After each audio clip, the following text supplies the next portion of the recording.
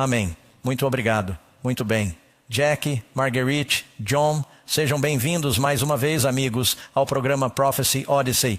E somos muito gratos pela fidelidade de nosso público aqui na cidade de Nova York. Embora o tempo esteja um pouco chuvoso lá fora, vocês vieram e somos muito gratos por sua dedicação. Quero agradecer novamente aos nossos amigos que estão assistindo em todo o mundo, nossos amigos da 3ABN, Hope International, a Good News Network. E com sua permissão vamos fazer uma saudação especial. O pastor Ross e eu e nosso pastor Carlos, nossa igreja local, Granite Bay Hilltop Church. Que Deus os abençoe. Sabemos que estão se reunindo e estão assistindo. É claro que eles vão assistir em algumas horas porque é mais cedo lá, mas ainda estamos cumprimentando-os agora com antecedência porque estamos vivendo no futuro, porque este é um seminário de profecia. Amém? Muito bem. Então, esta noite temos um grande estudo de profecia. Esta noite, eu disse, será hoje à noite, em algum lugar, algum dia. Esta manhã temos um estudo de profecia muito importante que tratará de uma mulher, uma criança e um dragão. E você não vai querer perder o que vem a seguir, porque vamos abordar algumas profecias bíblicas de força industrial nesta semana. Hoje à noite, por exemplo, falaremos sobre os espíritos do Armagedon. E depois falaremos sobre o anticristo, sobre o dia do julgamento, sobre a besta, o selo de Deus e as mensagens de revelação. E acho que vocês serão verdadeiramente abençoados. E para o nosso público de Nova York também, vocês devem ter ouvido. Estou em um programa especial hoje às 5 horas.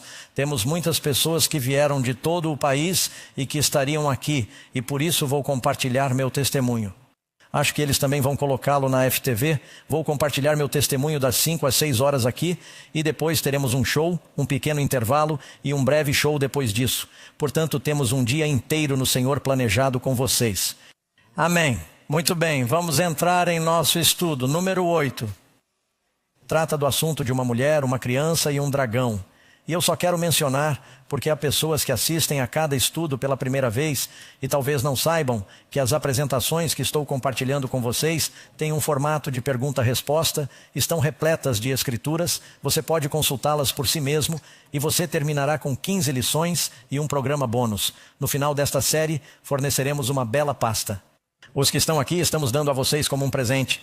As pessoas que estão assistindo, basta acessar profeciodice.com e fazer o download das lições e, como vocês já ouviram, elas estarão em vários idiomas diferentes. Portanto, aproveitem ao máximo. Tenho minha lição aqui na tela, o que facilita a leitura rápida com vocês.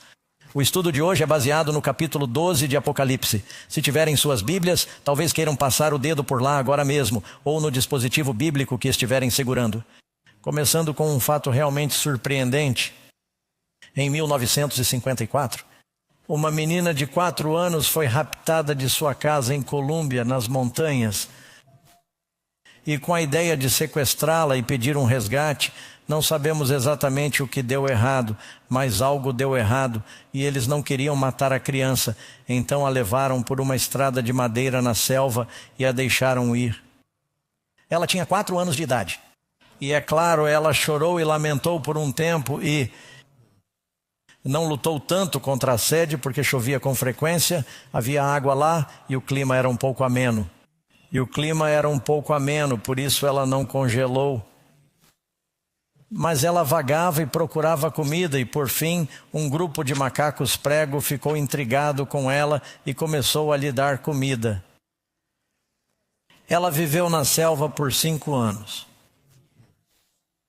É uma história incrível, muitas vezes atormentada por insetos. Por fim, ela acabou tirando suas roupas. Ela seguiu um bando de macacos que a observavam da árvore que a adotou. Ela até chegou ao ponto de conseguir escalar muito bem. E aprendeu a procurar comida e permaneceu viva quando finalmente foi encontrada. Após esses anos de vida na selva, ela perdeu todas as inibições sociais naturais. Ela não tinha roupas. Esqueceu-se de como falar seu idioma. Não se lembrava de seu nome e nunca encontraram seus pais verdadeiros. Eles lhe deram o nome de Marina. Por fim, ela era jovem o suficiente para reaprender a falar inglês e espanhol. Ela se mudou para a Grã-Bretanha, casou-se e tudo isso está contido em um livro fascinante chamado The Girl with No Name, A Menina Sem Nome. Deus a proveu no deserto de maneira milagrosa. Atualmente ela tem quase 70 anos de idade e ainda consegue subir em árvores. a Bíblia fala sobre uma mulher que é um símbolo da igreja. Temos uma mulher verdadeira e uma mulher falsa em Apocalipse 12 e Apocalipse 17. Vamos estudar um assunto muito importante.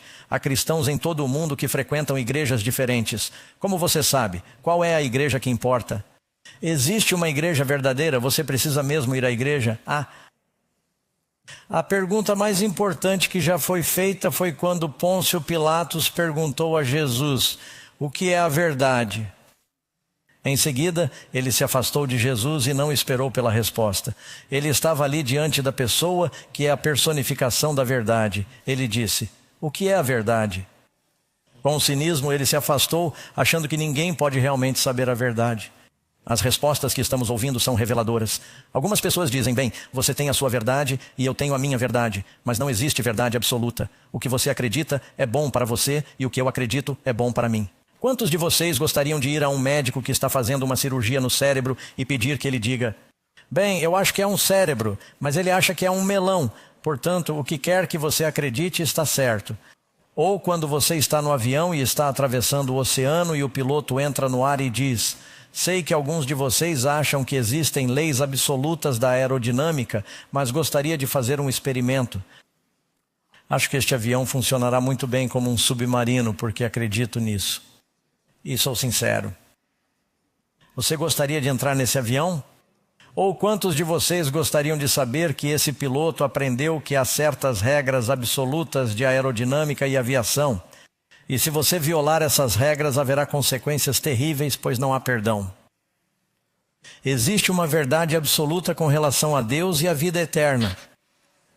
Essa noção que se tornou popular na sociedade de que, bem, você tem a sua verdade e eu tenho a minha verdade, e quem pode saber o que é a verdade? Isso não é o que a Bíblia ensina. Deus diz: tua palavra é a verdade. Foi isso que Jesus disse. Existe a verdade. Jesus disse: eu sou o caminho, eu sou a verdade, eu sou a vida. Não acredite na mentira do diabo de que isso não importa e que desde que você seja sincero, quantos de vocês já foram sinceros? E descobriram que estavam errados e não ajudou o fato de terem sido sinceros? Certa vez eu estava atravessando o país de carro, indo da Califórnia para o Texas. Tarde da noite. Finalmente precisei de gasolina, saí no trevo e dei a volta. Isso foi antes de você ter GPS. Dei a volta algumas vezes e encontrei o posto de gasolina. Enchi o tanque, voltei para a rodovia e estava me sentindo muito bem, achando que faria um grande progresso. Mas quando estava descendo a Interstate 10, eu continuava vendo as placas que diziam Interstate 10. Elas diziam: estou na interestadual certa. Mas depois comecei a dizer: bem, eles devem ter uma cadeia desses restaurantes em todos os lugares, porque acabei de ver um há alguns quilômetros atrás e percebi que estava olhando para o mesmo restaurante e lá estava escrito Interstate 10 West. Bem, estou indo para o Texas, eu precisava estar indo para o leste. Eu estava perfeitamente feliz e sincero, mas nunca chegaria ao Texas indo na direção errada. Não importava o quanto eu fosse sincero. E há muitas pessoas no mundo hoje que pensam que, bem, não importa, desde que você seja sincero. Importa sim, amigos. No que você acredita, a verdade o libertará. Existe uma verdade e conhecer a verdade, e cada elemento da verdade bíblica o torna mais livre. Então, número 1, primeira pergunta. Como o Apocalipse retrata a verdadeira igreja de Deus? Peguem suas Bíblias. Vamos ler primeiro. Abram em Apocalipse capítulo 12, por favor. Leremos alguns versículos aqui. Vamos ler a maior parte desse capítulo em nosso estudo desta manhã. E agora apareceu um grande sinal. Versículo 1. Apareceu um grande sinal no céu.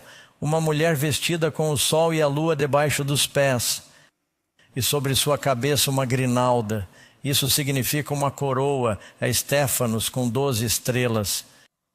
E, estando grávida, gritava com dores de parto para dar à luz. Esta mulher está grávida. E outro sinal apareceu no céu, e eis que um grande dragão vermelho ardente, que tinha 7 cabeças. Quantas cabeças? 7 cabeças e 10 chifres. Quantos chifres? E 7 coroas em sua cabeça. E a sua cauda arrastava a terça parte das estrelas do céu e lançou-as sobre a terra. E o dragão se pôs diante da mulher que estava para dar à luz, a fim de devorar o seu filho logo que nascesse. E ela deu à luz um filho varão que havia de reger todas as nações com vara de ferro. E seu filho foi arrebatado para junto de Deus em seu trono. E a mulher fugiu para o deserto, onde Deus preparou um lugar para que ela fosse alimentada durante os 1260 dias em que foi alimentada no deserto. Agora vamos falar sobre isso e voltaremos à Bíblia em um instante. Então, a resposta, Apocalipse capítulo 12, o que diz sobre essa mulher? Diz o quê? Uma mulher vestida com o sol e a lua sob seus pés, e sobre sua cabeça uma grinalda de 12 estrelas, estando grávida de quê? Grávida, ela gritou em trabalho de parto. Ela está passando por dores de parto e dores para dar à luz. E ela deu à luz um filho homem que governará todas as nações com uma vara de ferro. Quem você acha que é? Esse filho varão é Jesus Cristo, ele é levado ao trono de Deus. Sabemos que Jesus ascendeu ao céu. Quem é a mulher? O que uma mulher representa? E na Bíblia, quando se fala sobre essa mulher, ela pode aparecer aqui antes de terminar. Mas a mulher representa a noiva de Deus, a igreja de Deus, amém? Aqui estamos nós. Estou com o vestido da mulher, tenho de voltar para trás. E essa mulher que está grávida, né, é um símbolo de uma igreja. O que ela está vestindo? Ela está vestida com o quê? O sol. Essa é a luz da verdade de Deus que você encontra no Novo Testamento. Em pé sobre a lua dá luz à noite. A lua tem luz própria ou a lua reflete a luz do sol que nascerá? É o Antigo Testamento refletindo a luz do Filho da Justiça que se levantaria com a cura em suas asas. A igreja do Novo Testamento está sobre o alicerce das promessas de Deus no Antigo Testamento. E acima de sua cabeça, acima da cabeça, há um símbolo de liderança. Você tem as 12 estrelas que representam as 12 tribos do Antigo Testamento. Temos os 12 apóstolos no Novo Testamento. Temos até mesmo os 12 príncipes de Moisés liderando Israel, os 12 juízes de Israel no livro de Juízes. 12 é um símbolo de liderança. Essa é a igreja de Deus. Ele está vestido de sol, lua e estrelas. Quem fez o sol? Quem fez a lua? Veja em Gênesis. Quem fez as estrelas? Essa é a luz de Deus. A Bíblia diz à noiva: vocês são a luz do mundo. Assim resplandeça a vossa luz diante dos homens, para que vejam as vossas boas obras e glorifiquem a vosso Pai que está nos céus. Portanto, essa mulher representa a verdadeira igreja. Está bem? Isso diz. E como sabemos disso? Você leu em Jeremias 6, 2. A igreja de Deus é simbolizada por uma mulher. Comparei a filha de Sião a uma mulher amável e delicada. O sol representa a luz de Jesus. Salmo 84, Malaquias 4, 2, dando a vocês esses versículos. A lua representa as promessas na história do Antigo Testamento, sobre as quais a igreja foi edificada. Tudo isso estará em sua lição. As estrelas acima de sua cabeça simbolizam a liderança da igreja. E você leu sobre as estrelas, como diz o capítulo 1 de Apocalipse, que eram os ministros da igreja, era a liderança. Aquele que deve governar todas as nações com uma vara de ferro, esse menino homem é Jesus. Amém. E o dragão quer devorar o menino homem assim que ele nascer. Agora você vê essa mulher, mas ela está justaposta a uma mulher diferente da que você encontra em Apocalipse 17. Certo, voltemos às nossas Bíblias. Vá para Apocalipse capítulo 17 em sua Bíblia. Vamos começar no versículo 3. E você verá que essas duas mulheres são na verdade opostas. E essa mulher também existe no mundo de hoje. Apocalipse 17, comece no versículo 3. E ele, o anjo, levou-me em espírito a um deserto e vi uma mulher assentada sobre uma besta de cor escarlate que estava cheia de nomes de blasfêmia e tinha quantas cabeças? 7 cabeças e quantos chifres? Quando foi a última vez que você viu uma besta com 7 cabeças e 10 chifres? Elas não são tão comuns, não é mesmo? Quantos concordariam que essa é a mesma besta? A propósito, ela também aparece em Apocalipse 13. Essa besta que está tentando destruir a mulher em Apocalipse 12 está em cooperação com a mulher em Apocalipse 17. O que é uma mulher? Igreja. Portanto, temos uma mulher vestida com a luz de Deus. Mas essa mulher, e diz que ela está vestida, este é o versículo 4, de púrpura, escarlate, adornada com ouro, pedras preciosas, pérolas, todas as coisas que você encontraria na terra que podem ser feitas pelo homem.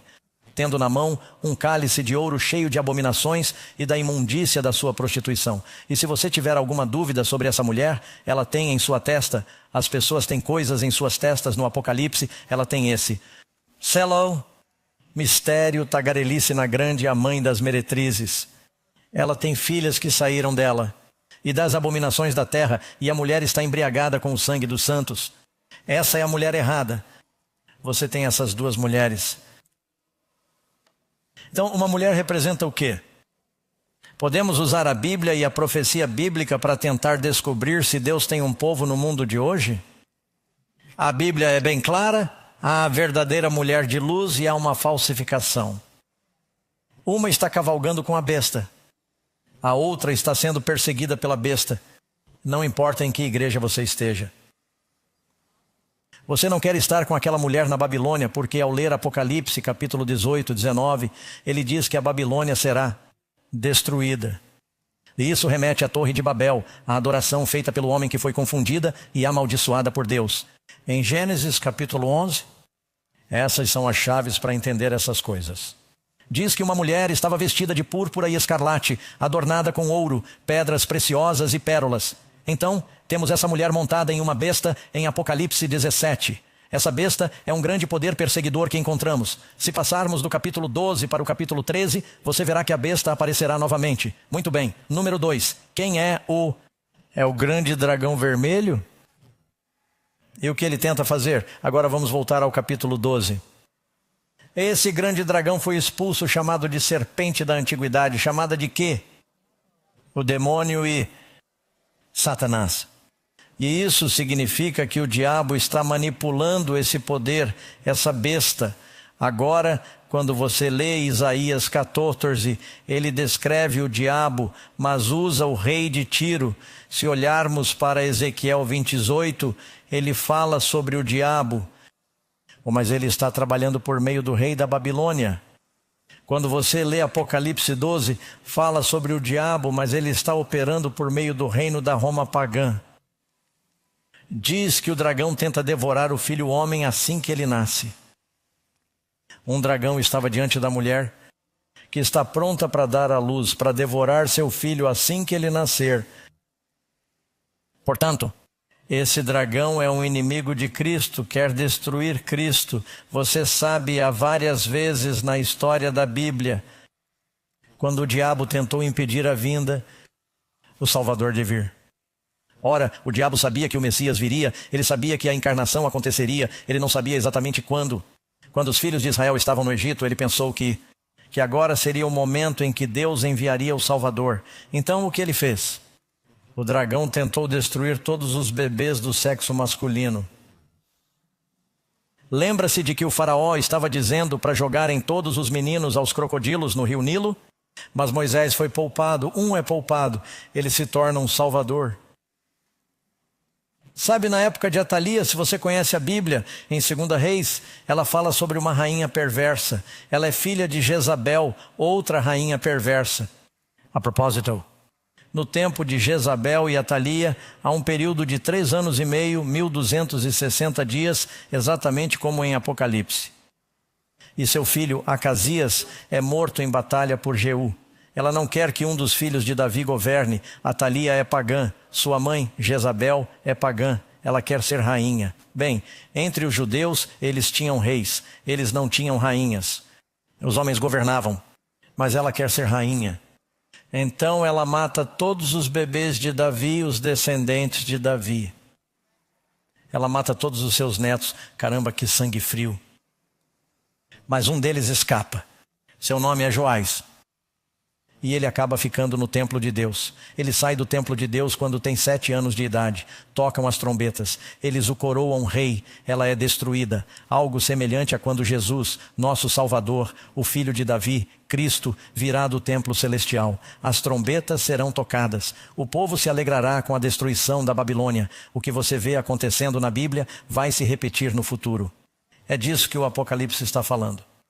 Portanto, o diabo sobe o comando de Herodes, usando o poder romano. Quantos se lembram de quando Herodes enviou seus soldados a Belém? Eles disseram: há um bebê, ele é o novo rei dos judeus. Você sabe qual era o título oficial de Herodes? Os romanos lhe deram o título de rei dos judeus.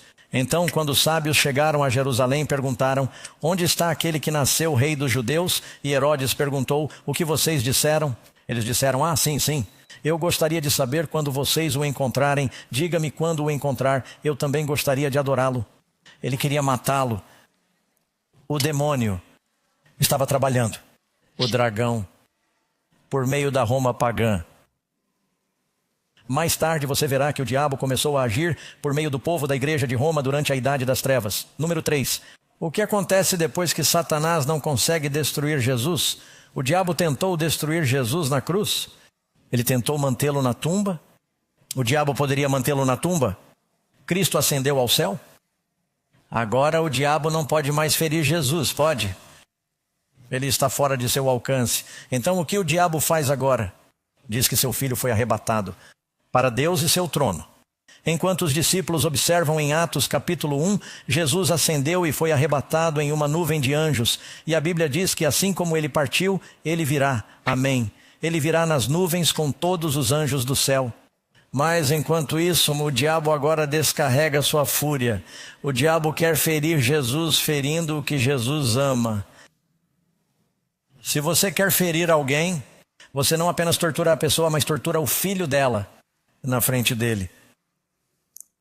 Lembro-me de uma vez, quando um de nossos meninos tinha 18 meses de idade, ele teve meningite espinhal. Eles não sabiam. Então tiveram de fazer um exame chamado punção lombar. Mas como tínhamos ido ao médico fora do horário de expediente, havia um estagiário que estava em treinamento. Eles chamam isso de praticar medicina. E vimos a equipe do hospital segurar nosso lindo bebê de 18 meses. E ele tentava empurrar a agulha em sua coluna e encontrar o ponto certo para drenar o fluido espinhal. E o nosso garotinho não podia ser anestesiado naquele momento. E nosso filho estava olhando para cima com os olhos cheios de lágrimas. Ele dizia: papai, papai, papai, por que você está deixando que eles me machuquem? E isso partiu meu coração. Eu teria trocado de lugar com ele daquele jeito. O diabo sabe que Jesus nos ama. Ele quer ferir Jesus ao ferir seu povo. É por isso que ele persegue a igreja. Depois que Jesus é arrebatado para o céu, o que Satanás faz com a igreja? Quando o dragão viu que havia sido lançado na terra, ele perseguiu a igreja. Ele perseguiu a mulher que deu à luz o menino. Depois que Cristo subiu ao céu, algumas das mais severas perseguições recaíram sobre a igreja. Quantos de vocês já ouviram as histórias de Nero, Diocleciano e os diversos imperadores romanos fizeram com os cristãos nos colossos? Não se trata apenas de fábulas. Eles eram alimentados por feras selvagens. Nero passou piche nos cristãos e os incendiou vivos para iluminar seus jardins enquanto eles se contorciam de dor. Era terrível. Por que você acha que as catacumbas estão sob Roma? É porque eles tiveram que ir para o subterrâneo, por assim dizer. E isso era chamado de religio illicite. Até mesmo na Bíblia, você pode ver onde Paulo e os judeus foram expulsos de Roma pelo imperador. Veja, o Império Romano tolerava muitas religiões, desde que a religião romana continuasse a ser considerada suprema. Mas quando os cristãos disseram: não vamos oferecer incenso aos seus deuses pagãos, eles proibiram a religião e ela se tornou religio illicite. É por isso que Paulo diz que talvez seja melhor você não se casar e não constituir família agora, porque a perseguição é muito intensa. Assim o diabo tentou destruir a igreja com o plano A. O plano A era a aniquilação, o extermínio, o genocídio. Dá-los de comer aos leões, matá-los nas minas, matá-los até a morte, crucificá-los. Quando Nero incendiou Roma, e ele culpou os cristãos. Nero queimou Roma porque não gostava dos cortiços de madeira. Ele queria estruturas de mármore e pensou: tenho de me livrar de todas essas pessoas pobres. Ele incendiou a cidade, observou-a queimar e tocou seu violino. Vocês já ouviram a história.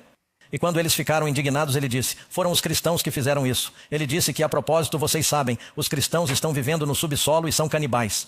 Eles acreditam em comer a carne e beber o sangue de Jesus. São canibais e faziam uma propaganda terrível contra os cristãos. E os cristãos sofreram uma perseguição terrível. Não apenas isso, durante esse período, os judeus se rebelaram contra os romanos e as pessoas viram o cristianismo e o judaísmo guardando o mesmo sábado.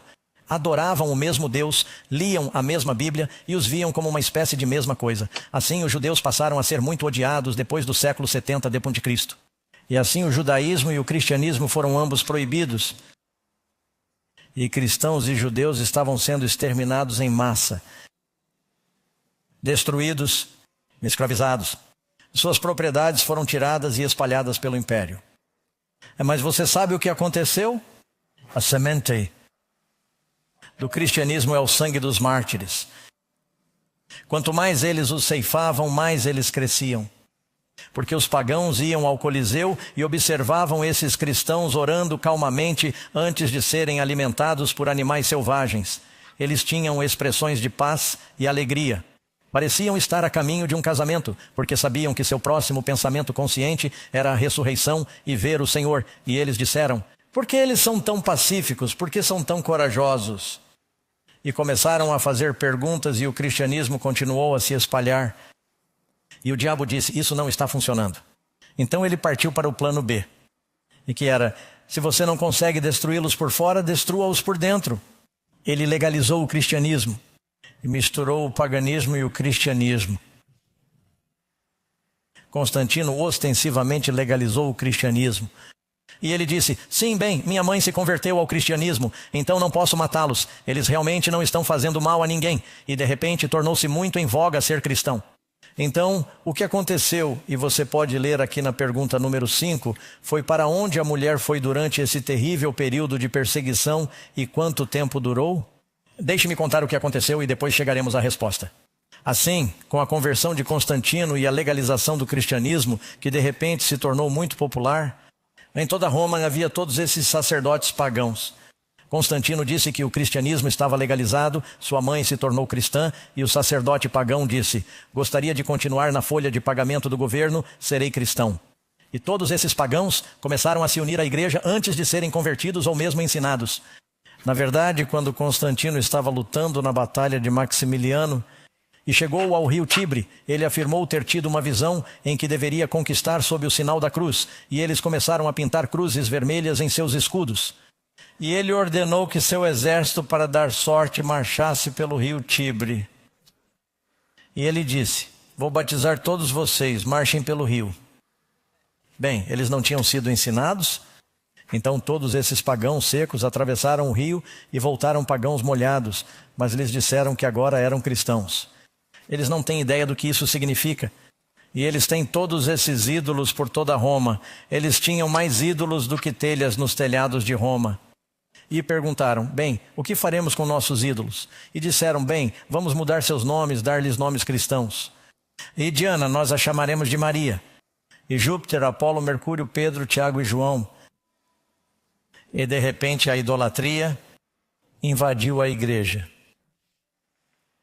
E os sacerdotes, em vez de serem como as pessoas, sabe, Jesus não se vestia com roupas especiais, ele se vestia como um carpinteiro.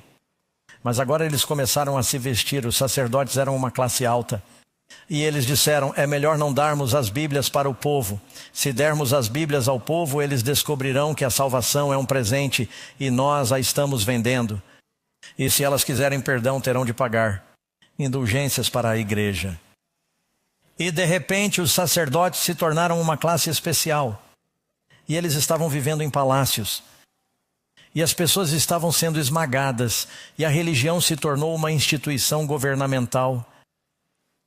Foi assim que a capital do cristianismo mudou de Jerusalém para Roma. Você ainda está comigo? Isso é história, amigos. Qualquer um pode dar uma olhada nisso. E de repente houve um tremendo compromisso. E ainda havia muitos cristãos sinceros em Roma. E eles estavam lutando contra esse compromisso. Mas de repente houve uma mistura entre o cristianismo e o paganismo. Começaram a dizer que o inferno arde para sempre, porque tiraram isso da mitologia grega com Plutão. E começaram a dizer que era preciso pagar por seus pecados, que a salvação era pelas obras. Tudo começou a mudar. Os verdadeiros cristãos começaram a ser perseguidos. Na época de Justiniano, por volta de 5.388 d.C., Justiniano, o imperador romano, disse: estou mudando a capital para Constantinopla. vou dar o bispo de Roma, agora será o chefe da igreja, nós o chamaremos de Papa Supremo, o Pai, o Papa. Isso aconteceu anos depois de Jesus. Jesus nunca disse que Pedro era o líder da igreja. Jesus é o líder da igreja. De fato, logo depois de Jesus dizer Pedro, por causa de sua declaração de que eu sou o Messias, sobre essa rocha de sua declaração, vou construir minha igreja. As portas do inferno não prevalecerão contra ela. Eu vou para Jerusalém e vou morrer. E Pedro disse, não, não, Senhor, não faça isso. Jesus se voltou para Pedro e disse, afaste-se de mim, Satanás. Na mesma passagem em que as pessoas dizem que ele é o primeiro Papa, Jesus o chama de Satanás. Totalmente incompreendido. Assim, os cristãos tiveram que fugir para o deserto. Observe.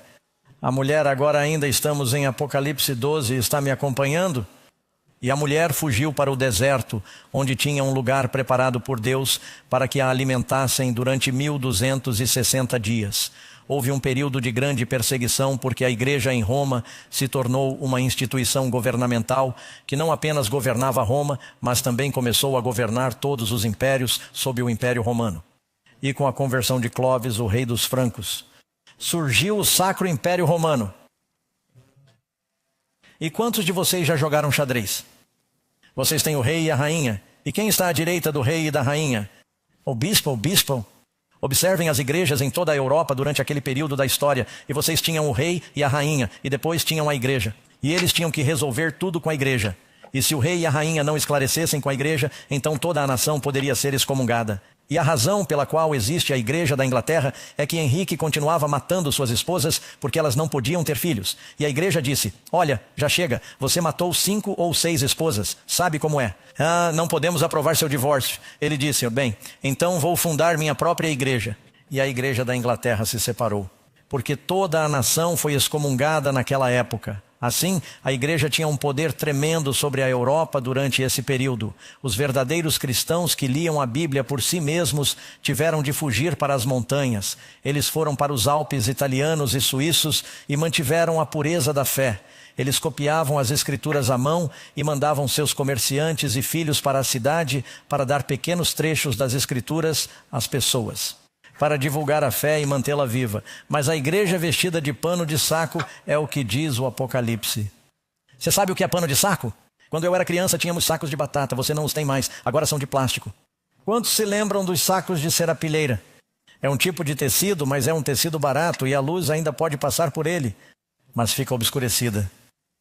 E a igreja, a luz da igreja foi obscurecida durante esse período. Ela teve que se esconder. Você sabe quanto tempo isso durou? Desde o ano do Papa, quando o Papa se tornou o governante supremo, ele recebeu um exército e o cristianismo foi imposto por um exército. Jesus nunca nos disse para forçar as pessoas a serem cristãs. Até que Napoleão apareceu no ano do Papa, no ano do Papa, no ano do Papa, no ano do Papa e foi preso. Eles perderam seu poder universal e ele morreu em cativeiro. Desde o ano do Papa você tem 1260 anos. O texto diz, 1260 dias, 42 meses, um tempo, e a divisão do tempo. Esse período de tempo está na profecia muitas vezes. A propósito, qual é o número de Deus na Bíblia? O número de Deus. 7. Qual é a metade de 7? 3,5. Geralmente representa um período de perseguição. Por quanto tempo Jesus pregou? 3 anos e meio e então ele morreu. Depois os apóstolos pregaram por 3 anos e meio. E Estevão foi morto exatamente 3 anos e meio depois. Veja a história de Elias no Antigo Testamento. Por 3 anos e meio Elias pregou e os profetas tiveram que se esconder, ficaram escondidos em cavernas, até que ele teve sua experiência no Monte Carmelo. Mesmo assim ele sofreu grande perseguição. Elias teve que fugir de sua vida, de Jezabel, uma mulher. Estou falando de uma mulher que representava uma igreja. Ela era uma mulher pagã, que se casou com um rei judeu. A combinação do paganismo com a verdade estava perseguindo os profetas de Deus. O que aconteceu no Antigo Testamento se repetiu na história e vai acontecer novamente nos últimos dias. Está fazendo sentido? Muito bem. Então ela foge para o deserto. Número 6. Quais são as outras 2 marcas de identificação da verdadeira igreja de Deus? Você vai até o final do capítulo 12. Diz, e o dragão enfureceu-se contra a mulher e foi fazer guerra aos demais. Isso significa o remanescente de sua descendência que faz o quê? Guardam os mandamentos de Deus e têm o testemunho de Jesus. Se você ler o capítulo 8 de Isaías, ele diz: amarrem o testemunho, selem a lei entre os meus discípulos, a lei e o testemunho. Leia em Apocalipse 19, versículo 10. João está falando com um anjo, ele se prostra para adorar o anjo. O anjo diz: não me adore, não adore ninguém além de Deus. Não devemos orar a anjos, não devemos orar a estátuas. Diga amém. Ele diz: orem a Deus. Não se deve orar nem mesmo aos anjos. E o anjo disse: temei a Deus, eu sou um de seus servos que guardam o testemunho de Deus. O testemunho de Deus, pois o testemunho de Deus é o espírito de profecia. A lei e o testemunho, a lei e os profetas. Duas características. Leia em Isaías capítulo 8, versículo 20, de acordo com a lei e o testemunho. É a palavra de Deus. Se eles não falarem de acordo com essa palavra, não haverá luz neles. A palavra de Deus é dupla em sua natureza. 10 mandamentos, 2 tábuas de pedra. Você tem a Bíblia, o Novo e o Velho Testamento. Essas são as duas testemunhas em Apocalipse 11. Falaremos sobre isso em outra ocasião. Simbolizadas por Moisés e Elias, a lei e os profetas. E o povo de Deus terá a palavra de Deus. Agora você pode dizer: bem, sim, toda a igreja guarda os mandamentos, algumas delas. Não sei, amigos, Deus está procurando pessoas que acreditem em todos os 10. Deus não os chama de 10 sugestões. Elas não são chamadas de 10 boas ideias. Não são as 10 recomendações de Deus. São os 10 mandamentos de Deus. Amém. Todo mundo na cadeia guarda alguns deles durante algum tempo. Você os guarda quando está dormindo por algumas horas todas as noites. E mesmo assim você pode ter dúvidas. Deus está procurando pessoas que acreditam em todos os 10, amém. Que guardem não apenas a letra, mas também o espírito da lei, amém. Portanto, o dragão odeia especialmente esse grupo de pessoas. Número 7. Como Jesus disse que devemos demonstrar nosso amor por ele? Ele disse: o quê? Se você me ama, buzine. Ouvi falar de uma mulher que estava presa no trânsito e começou a tocar a buzina e sacudir o punho. Ela não sabia que o policial estava atrás dela. Ele saiu de seu carro e sacou sua arma e disse: saia do carro, mãos para cima. Contra o carro, ele a revistou. Verificou sua identidade. Ela perguntou: por que tudo isso? Ele disse: bem, eu vi a maneira como você estava gesticulando para o motorista à sua frente. E ouvi você buzinando e vi seu adesivo no para-choque. Buzine se você ama Jesus. Achei que você tinha roubado o carro. Precisamos estar vivendo isso também. Amém. A Bíblia diz: este é o amor de Deus, que guardemos os seus mandamentos. Não é tudo uma questão de amor, amigos? Amém. Número 8. Quais são as 3 mensagens angélicas que a Igreja de Deus do fim dos tempos estará pregando ao mundo? Resposta, e você leu sobre isso em Apocalipse 14, vá até sua Bíblia rapidamente. Em Apocalipse 14, você perceberá que algo único acontece aqui. Ela nos diz que Jesus vem em Apocalipse 14, versículo 14.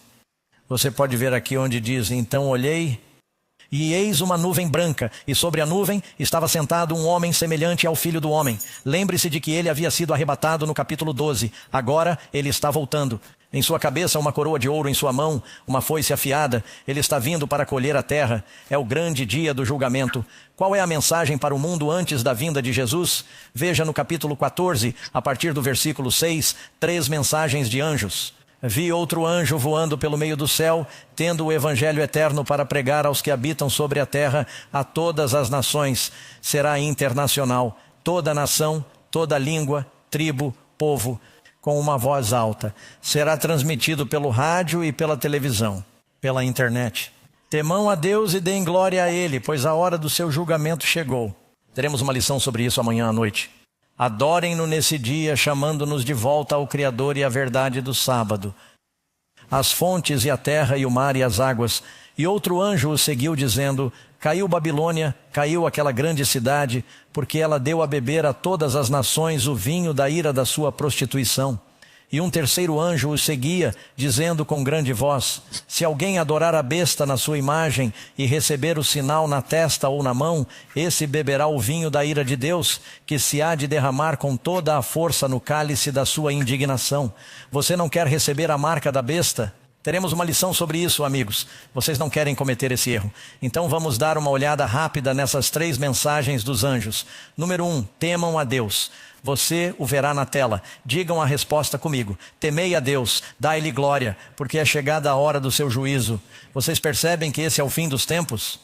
Você sabe que parte do julgamento de Deus acontece antes mesmo de ele chegar? Como você sabe disso? Ele diz: eis que venho e o meu galardão está comigo para ser dado a cada um. Será que Deus sabe quem vai subir e quem não vai quando ele chegar? Algum julgamento acontece. O julgamento deve começar na casa de Deus. Se o julgamento começa em nós, qual será o fim daqueles que não obedecem ao Evangelho? Citando a Bíblia, o julgamento chegou, a mensagem do segundo anjo e o adoram e adorá-lo. Sei que às vezes ainda não está na tela. O que está dizendo? Adorem aquele que fez o céu, a terra e o mar. E isso significa adorá-lo da maneira certa, no dia certo, a verdadeira adoração a Deus. Há muita adoração falsa hoje em dia. Há algumas pessoas, abençoado seja o seu coração, que vão à igreja e são enganadas por esses pastores. Eles dizem: mande-me seu dinheiro e Deus vai lhe dar uma caminhonete nova. Certo? Basta dizer que eles se aproveitam das pessoas, fazem uma adoração falsa. Resposta. E o próximo. E diz que outro anjo seguiu dizendo: caiu, caiu a Babilônia, aquela grande cidade, porque ela deu a beber a todas as nações o vinho da ira da sua prostituição. Haverá um julgamento sobre as pessoas que estão na Babilônia, mas Deus quer salvar a Babilônia. Ele tem o seu povo na Babilônia. Por que isso é mencionado? Durante o tempo de Jeremias, o rei Nabucodonosor, rei da Babilônia, conquistou Jerusalém, levou os judeus para a Babilônia e eles ficaram lá por 70 anos. Como você se sentiria confortável por 70 anos? Estamos aqui por apenas 3 semanas na cidade de Nova York e Karen e eu nos sentimos muito confortáveis em nosso quarto de hotel. Talvez fiquemos por aqui. Mas depois de 70 anos, quando Deus disse: agora vocês estão livres para voltar, eles disseram: bem, nós até que gostamos da Babilônia. Aprendemos o idioma, aprendemos os costumes. Nós mesmos somos um pouco babilônios. E ele não conseguiu tirar seu povo da Babilônia. Ele disse: mas o julgamento está vindo sobre a Babilônia. Os persas vão destruí-la. Vocês não querem ficar lá. Voltem para casa. Se Deus está dizendo ao seu povo na Babilônia hoje, eles estão misturados em falsas religiões, falsas igrejas. A Babilônia vai cair. As pragas cairão sobre a Babilônia. As 7 últimas pragas sairão dela, meu povo. Jesus tem seu povo na Babilônia. Ele os está chamando para sair. E um terceiro anjo os seguiu dizendo: se alguém adorar a besta na sua imagem e receber o sinal dela na testa ou na mão, beberá o vinho da ira de Deus. Beberá o vinho da ira de Deus, e esse é o mesmo vinho que a Babilônia embebedou. Pessoas se embriagarem com seu vinho. Número 9. Para quem a igreja de Deus pregará essas mensagens nos últimos dias? Para onde ela vai, o evangelho eterno? Tendo o evangelho eterno para pregar a quem? A todas as nações. Agora, se acabamos de lhe mostrar esta noite fatos surpreendentes, somos apenas um ministério. Fatos surpreendentes neste momento, apenas por meio deste programa que está sendo transmitido para 15 grupos de idiomas diferentes. Há 8 bilhões de pessoas no mundo hoje. 7 bilhões de pessoas falam um desses idiomas como primeiro ou segundo idioma. E nós somos apenas um ministério cristão. Jesus disse que o evangelho será pregado em todo o mundo, então virá o fim. Amigos, vocês estão vivendo na geração que verá esse cumprimento, creio eu. Você está pronto para a vinda de Jesus? Que especificações Deus deu em sua palavra para nos ajudar a identificar sua igreja do tempo do fim? Bem, vamos dar uma olhada em alguns desses critérios. Resposta A. Vamos reavaliar o que acabamos de ler em nosso estudo. Ela aparecerá e fará seu trabalho visível depois de emergir do deserto em 1798. Agora, tenho que parar aqui e dizer algo a vocês. Acredito que Deus tem um remanescente. Você sabe o que é um remanescente? É o restante. Quantas de vocês, senhoras, já costuraram alguma coisa? Você vai à loja e compra um resto. Quando tiro minha carteira, todos ficam muito quietos. Por algum motivo. Ok, o que eu tenho aqui? Tenho uma nota de $10. Está bem. Quando eles fazem o tecido na fábrica, no tear, eles pegam os parafusos, sabe, o tubo de papelão, e começam a enrolar o tecido no tubo de papelão, certo? O que vai primeiro? Aí eles enrolam tudo e então as pessoas vão à loja e dizem, gostaria de comprar um pouco. E compram pequenos pedaços e os cortam e compram o que precisam para seus travesseiros e suas cortinas. E cortam o tecido. E finalmente alguém dirá, bem, eu só preciso de uma parte. Eu tenho esse pedaço que sobrou. Como se chama isso? É um retalho. É o que fica no final. Mas você sabe o que está no final? É o que foi colocado primeiro. O que sai no final é o que começou primeiro. A igreja de Deus nos últimos dias seguirá as escrituras da mesma forma que a igreja seguiu no início. A Bíblia diz que voltaremos à fé que uma vez foi entregue aos santos. A Bíblia nos diz que haverá um remanescente. Deus salvou um remanescente nos dias de Noé, certo? Ele salvou um remanescente chamado Abraão de Babel. Ur dos Caldeus, ele salvou um remanescente da Babilônia. E depois da perseguição de 1260 anos e de a igreja ter se tornado clandestina, houve um grande movimento de reavivamento que ocorreu há cerca de 150 anos, em que cristãos de todas as origens diferentes disseram, vamos descobrir o que a Bíblia realmente diz. Jesus não quer que sejamos divididos por nossas denominações. Vamos orar pelo Espírito e abrir a palavra, ajoelhar-nos e passar noites em oração e voltar à Bíblia. Esse foi o nascimento do movimento que está lhe trazendo este seminário. Agora você diz, bem, que igreja é essa? Não gosto de chamá-la de denominação, mas nos chamamos adventistas do sétimo dia. Não costumo dizer isso porque não gosto de me gabar. Sou um cristão adventista do sétimo dia. É muito simples. Significa que acreditamos em guardar todos os mandamentos, inclusive o sétimo. E acreditamos que Cristo está voltando. É a esperança abençoada. Estamos dizendo às pessoas, preparem-se, preparem-se, preparem-se. E nós estamos, você sabe, na América do Norte. A igreja adventista do sétimo dia é eleita a igreja mais diversificada etnicamente, pois temos pessoas de todas as origens diferentes e é a igreja protestante que mais cresce no mundo atualmente. E eles têm o maior sistema educacional atrás apenas da igreja católica. Eles têm o maior sistema médico depois da igreja católica. E eles estão se espalhando por toda parte porque as pessoas estão dizendo, ei, se você quer ser um cristão bíblico, para onde mais você vai? Bem, eu vou compartilhar meu testemunho com você um pouco mais tarde hoje. Você entenderá como isso aconteceu comigo, porque certamente não cresci assim. Estudei todas as igrejas diferentes para descobrir. Eu disse, não me importo, só quero saber o que a Bíblia diz. Porque quando alguém diz, por que você acredita? Eu não quero dizer, bem, é o que minha igreja acredita. Em que sua igreja acredita? Bem, minha igreja acredita como meu pastor. Em que seu pastor acredita? Como a minha igreja. No que o pastor de sua igreja acredita, na mesma coisa em que eu acredito. As pessoas não sabem no que acreditam, não é mesmo? Temos que seguir a Bíblia, amigos, amém. Esta igreja começou durante esse período de tempo. Ela está seguindo o período de 7 anos e 98. Ela diz, resposta B, ela ensinará as mesmas verdades que os apóstolos ensinaram. Já mencionamos isso. Resposta C, ela guardará os 10 mandamentos, inclusive o sábado. Amém. Resposta D, terá o espírito de profecia. Ela segue a lei e os profetas e acredita em todos os dons do Espírito, amigos. Amém. Creio que o poder de Deus ainda está vivo hoje. Ela proclamará a mensagem tríplice de Deus para o fim dos tempos com uma voz alta. Será uma igreja global e internacional. Não se trata de uma irmandade local de esquina. É um movimento internacional. Atendemos a esse critério. Ela ensinará o Evangelho eterno, que é a salvação somente por meio de Cristo, que é o que ensinamos e acreditamos. E agora Jesus, no número 11, nos dá esses 7 pontos de identificação proféticos. Ele diz, vá procurar a minha igreja. Qual é a promessa de Jesus? Se buscarmos, busquem e vocês encontrarão. Onde buscamos? Na palavra. Você corre para lá e para cá na palavra de Deus. Quantas organizações eclesiásticas no mundo se encaixam nesses 7 pontos? A Bíblia diz que há um só Senhor, uma só fé. Quantas? Uma só fé. Deus quer seu povo unido na verdade. Um só batismo. Já que há tantas igrejas diferentes no mundo hoje e tantas denominações diferentes que se dizem verdadeiras, isso as torna a igreja verdadeira de Deus? Isso faz delas a verdadeira igreja de Deus? Não. Leia Isaías capítulo 4, versículo 1. E naquele dia 7 mulheres, o que representa uma mulher. Agarrarão em um homem, Jesus, o Filho do homem, dizendo: comeremos nosso próprio pão, nossa própria palavra de Deus.